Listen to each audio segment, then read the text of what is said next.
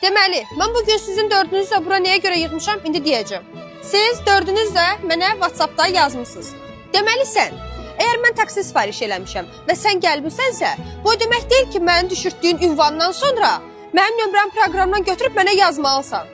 Bu düzgün deyil. Başa düşürsən? Ayıbdır bu. Eləmə belə. Deməli sən kuryersən və mən evə əgər yemək sifariş eləmişəm, sən gətirmisənsə, bu demək deyil ki, mən yeməyimi yeyib içib yatandan sonra sənin keyfin əsəcək, mənə WhatsAppdan yazacaqsın. Bu düzgün deyil. Aydındır? Ayıbdır belə şey, eləmə. Deməli sən, əgər mən sizin şirkətə CV-mi atmışamsa, bu demək deyil ki, sən oradan mənim şəxsi məlumatlarından girib nömrəmi götürüb mənə WhatsAppda yazmalısan. Bu düzgün deyil. Aydındır?